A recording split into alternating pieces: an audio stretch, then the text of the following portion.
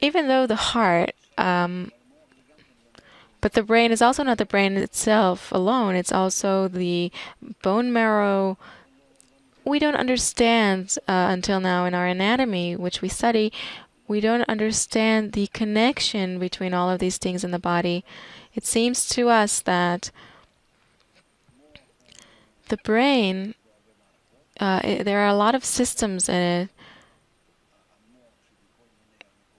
and the brain is to be found in all kinds of places in the body.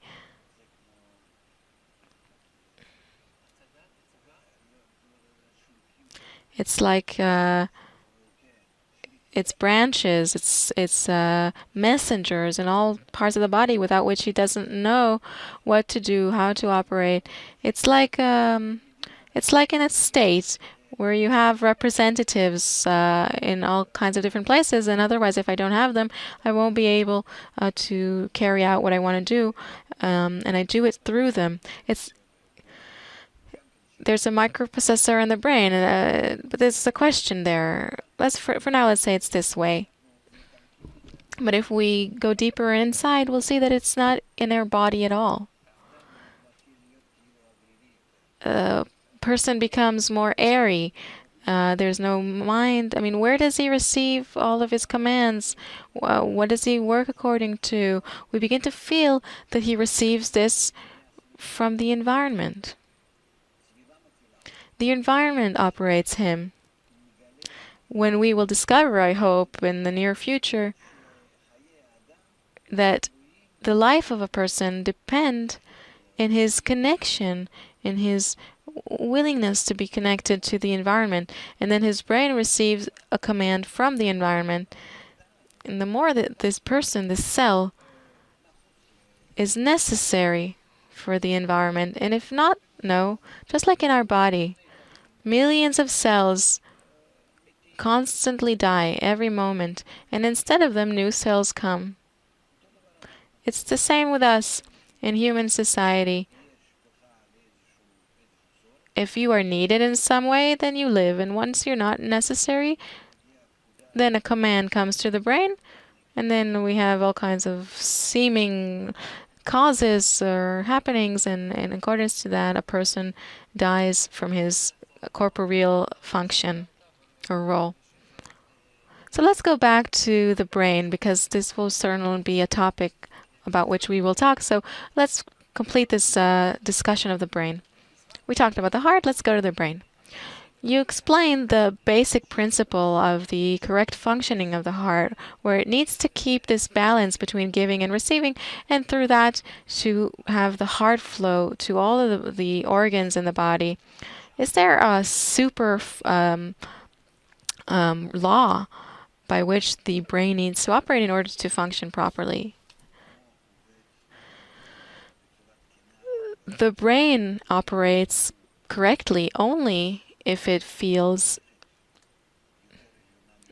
the system that it's above it, that it's higher, according to which it needs to relate, to serve, to receive commands from. Because all in all, it's somebody's brain. It's just one cell. And this cell, this person, he has to be connected in its general sense to all the others and to nature. So the brain, ideally, it needs to know what is its private role in the general system. It needs to know the general system and in the way it relates privately to him, how to function in order to hold his place correctly in the general system, how to serve the general system. And in accordance to that, he operates its private body, the heart, the lymph system, the heart system. It doesn't matter what happens in the body, but this entire body is operating in accordance to how much it can be connected in the whole way to the general system.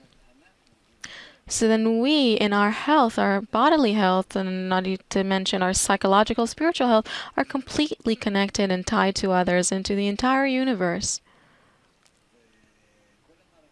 And all of these systems actually depend on each other. Our ego, this is what puts the malfunction into all of the systems, according to their levels, to the different cuts, whatever you do.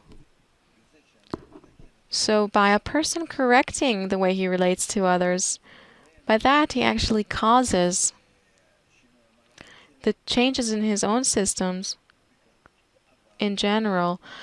But we can't see this immediately because we're dependent on each other. And then until we all become corrected, then we can't really talk about healing in such a way of a private person. I understood that the system that you explain between the individual and society, that the individual, his brain needs to receive commands from the higher brain, the general brain.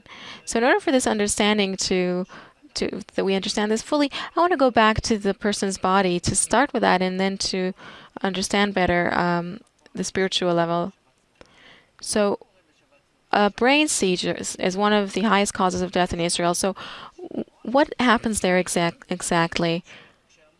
If the brain, when something malfunctions in the brain and there's a seizure, what's gone wrong? What principle was broken in the operation of the brain or the body? What happened there in a person's body? I want to understand this first in the body system so that it will be easier for me to understand this in the system of an individual with society. You ran quickly to explain this on the human level, but I want to understand it on the body level. Like with the heart, I understood properly that there needs to be balance between giving and receiving, that this is what it needs to happen inside the body. There needs to be order and harmony. And then when people will do this too, between them, they will have health and harmony and order. What happens in the brain? But really, it's not problems that happen inside the body system or the system of the blood vessels. It all comes from the brain commands.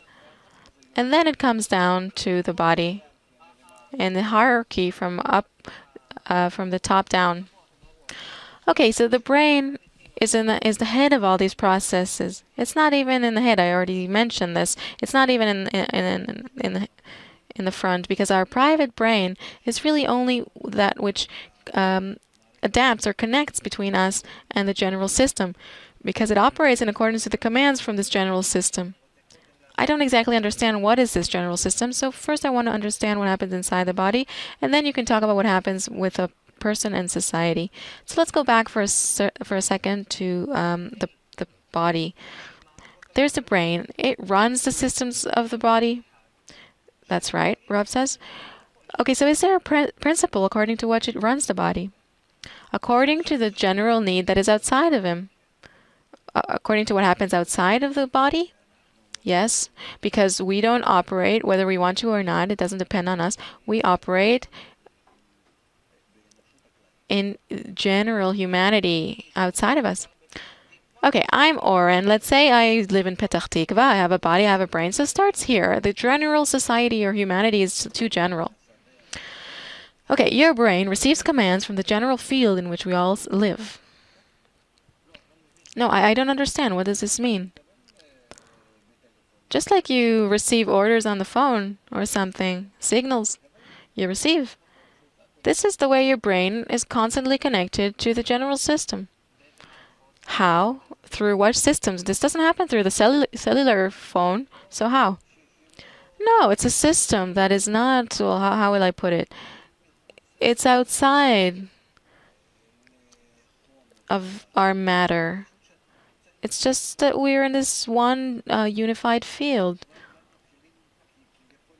Here, we're beginning to exit the body, the person. You asked me, how does this upper system operate? The brain is the upper system. Inside a person, in the body. Yes, you have the different levels. The brain, the bones, the tendons, the meat, and the skin. So I'm telling you, this upper system will not function unless we won't understand it until we understand where it receives its commands from. And it receives them from a higher system.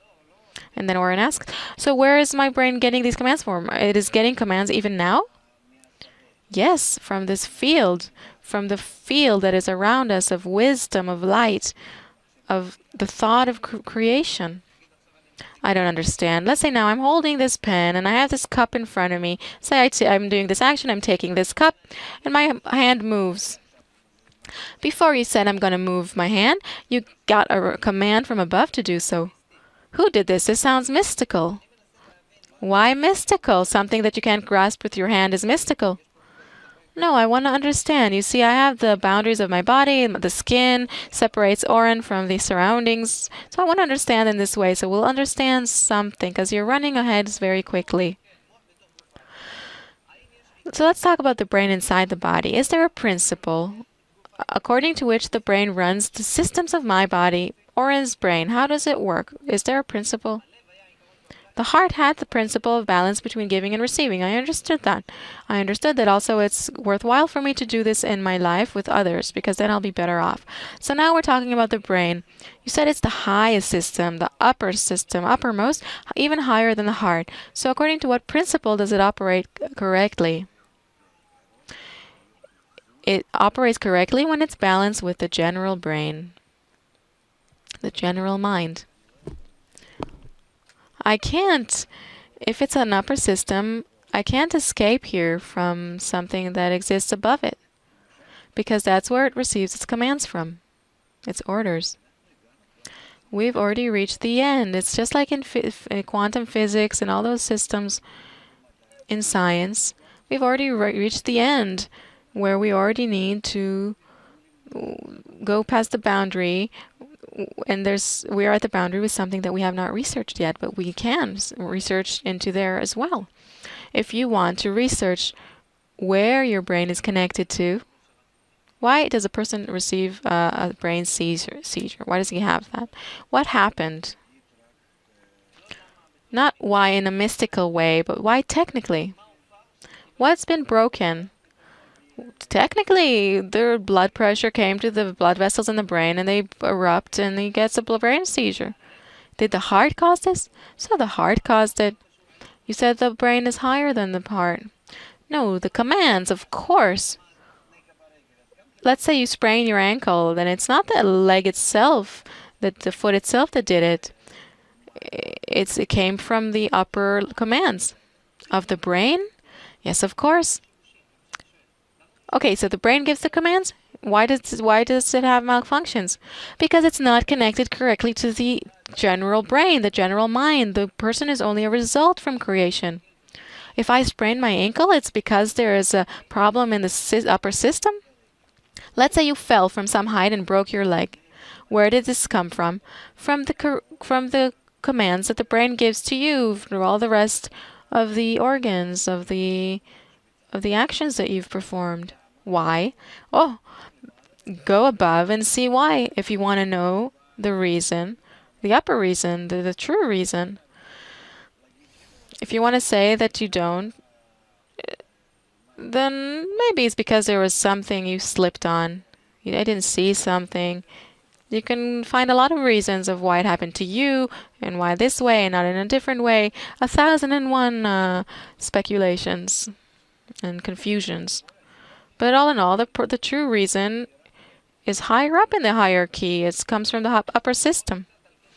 We're nearing the end. Let's talk a little bit more about the connection between the heart and mind. What is the law according to which the right relationship between the heart and mind happens?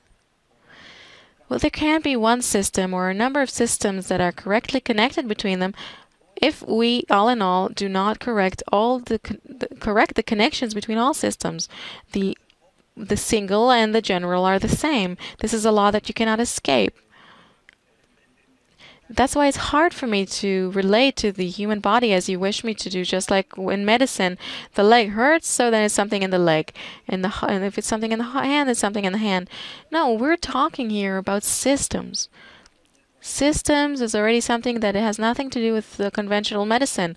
Systems is holism. It's even more. It's spirituality already. The spirituality of a person, his thoughts, his role in the general system where all of us are tied together.